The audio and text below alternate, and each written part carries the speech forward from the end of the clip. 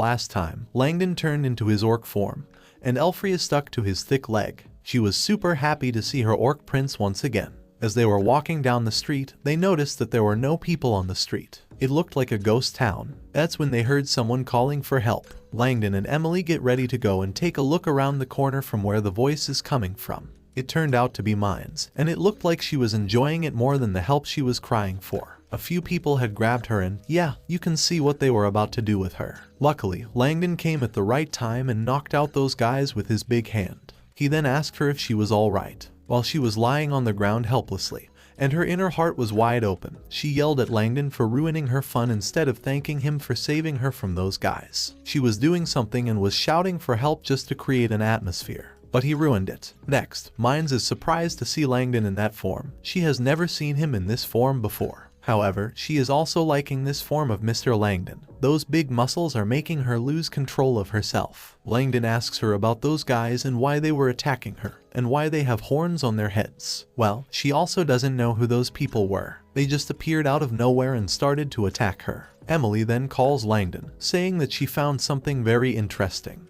They get ready to look at what interesting thing Emily found.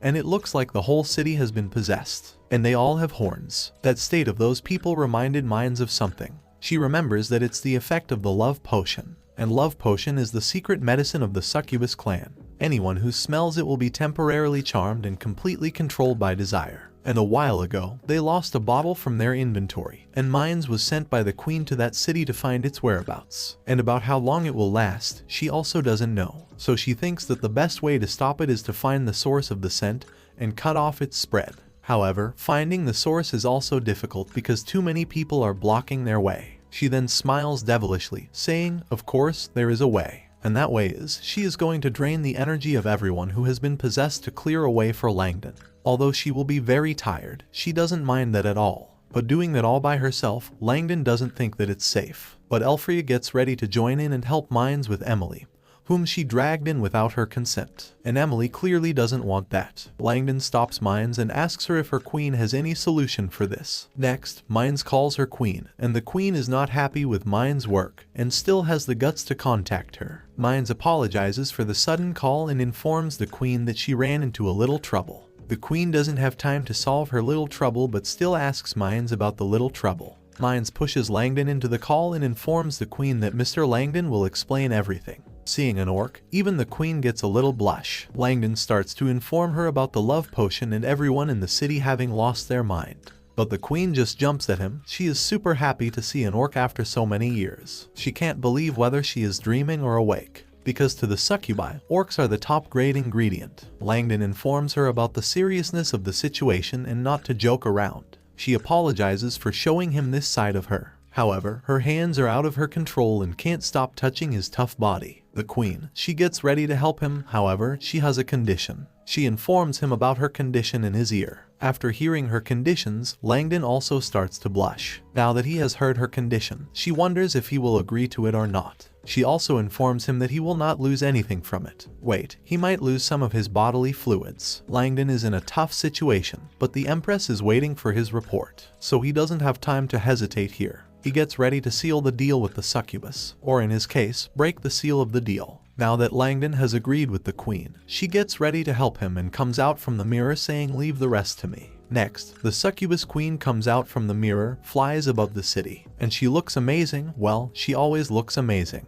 She comes above the people. She then makes a love heart from her hand, then blows air in that love heart. From the love hearts, her clones come out. Her clones then start to fight with the people who are possessed. After that, the next page is kinda like those types of pages that you see in those types of manhwas. Let's not talk about it and let your brain imagine what happened on this page. The queen is enjoying this delicious meal coming at her through her clones. Langdon is shocked to see the sight in front of his eyes. Even Elfria is shocked, but she looks more like she is interested in it than shocked. The clones are draining the energy of those men who are possessed. Langdon tells the queen to stop it, or someone could die from overdraining.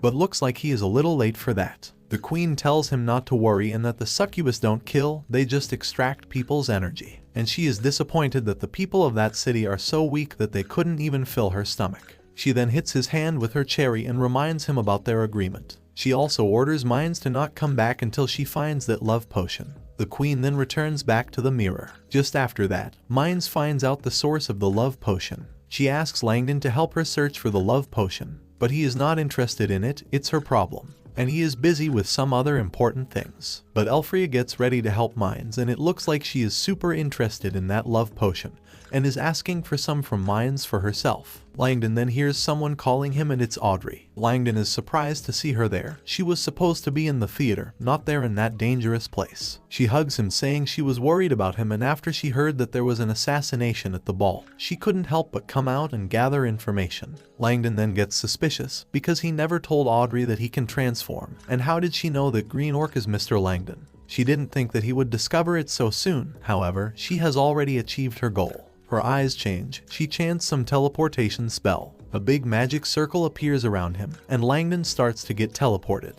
Next thing, he finds himself in front of the Archbishop. Langdon is surprised to see that Audrey is with the church, but she is not. She is just being controlled by that son of a gun, Archbishop.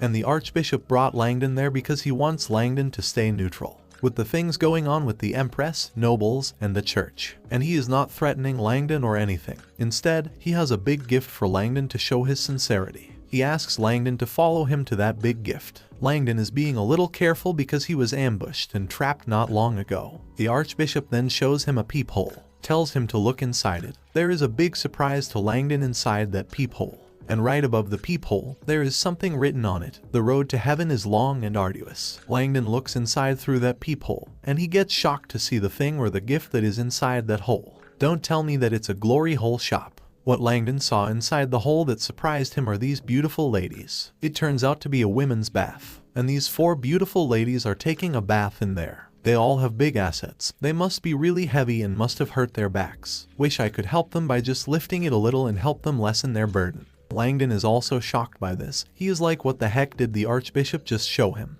The Archbishop pervertedly laughs, saying they are his collection. He gives the red-haired lady info first. Her name is Victoria Bella, a general from the Northern Kingdoms. It took him quite a while to get his hands on her. The black-haired lady, her name is Emma. She is a great mage, and to get her he slaughtered an entire city. And she is a little older than all the other ladies. The blonde hair, her name is Apriley, a princess of a fallen nation. She is one of his best trained works. And the blue-haired lady, her name is Taja, and she was also a princess. Langdon stops him and asks for the reason to show them to him. And the Archbishop showed Langdon these 4 beautiful ladies. He wants Langdon to choose one of them or choose all of them and don't interfere with the matter of the Empress. And the Archbishop is sure that they are all on par with the Empress. This makes Langdon mad because the Archbishop is treating those ladies as his commodities. The Archbishop also shamelessly agrees that they are his toys and his personal property. Langdon then notices another presence there and asks for that person to come out. It turns out to be the former saint. She informs Langdon that she is also a reincarnator. This surprises Langdon. He never thought that there was another reincarnator in that world beside him. The lady introduces, and in this world, her name is Kotick Sabai.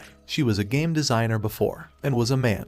She then gives him her info and that the former body owner, she was the former saintess, Vivian, and he was reincarnated as a dragon. She tried to perish together with him 10 years ago. His body was destroyed, but he managed to take over her body, and her consciousness also remained in her body. And during that time, Sabai continuously recovered his strength, and now he has almost fully recovered. And for the humiliation of those 10 years, Sabai wants to repay the body owner tenfold. He is going to make everyone in this country pay for that. And he doesn't care whether they die or live, because to him they are all NPCs. And he is sure that this world is a paradise created for reincarnators like them. But Langdon doesn't agree with Sabai. Their ideas are different. Sabai gets ready to give Langdon all the treasure that Kingdom holds. There are even some legendary items in those treasures. And all Sabai wants is the Empress. Langdon is not there to negotiate. He gets ready to make sure to not let Sabai near the Empress. Since Langdon is not listening to Sabai, Sabai gets ready to dig some history of Langdon. Scratch the old dry shit.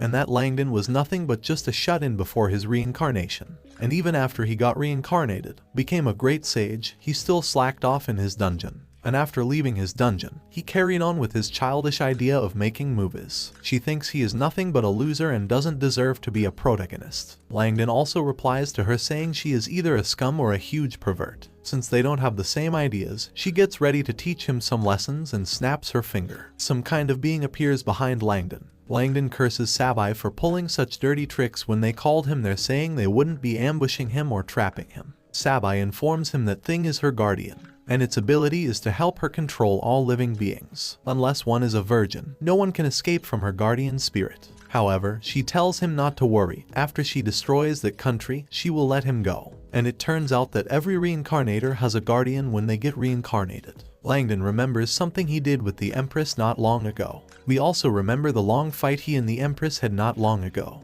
That means our boy has lost his V card. The guardian uses his skill, and turns out its target is a virgin, so it cannot control Langdon. Langdon is shocked and so is Sabai. Sabai grabs her guardian asking if it made a mistake, but the guardian is sure that Langdon is 100% a virgin. Langdon, on the other hand, doesn't know how to react to this. A few moments ago, he thought he lost his V card to the Empress. Looks like he's been tricked by the Empress. He doesn't know whether he should be happy or sad. The Empress, who is drinking her tea, she sneezes in that cute voice we see in the animes and curses the one who is talking behind her back. Now, Sabai doesn't care anymore. She orders her men to attack Langdon. The wall gets blasted, and from inside the wall, the 4 beautiful ladies appear. Looks like they have finished their bath and have worn some beautiful clothes. Sabai orders her girls to capture Langdon for her. The red-haired lady jumps at Langdon with her sword. Langdon obviously blocks her sword with his bare hand and curses Sabai for changing face so quickly. Sabai mocks him and even shows him her tongue and makes that face like your neighbor's kid does before going to school.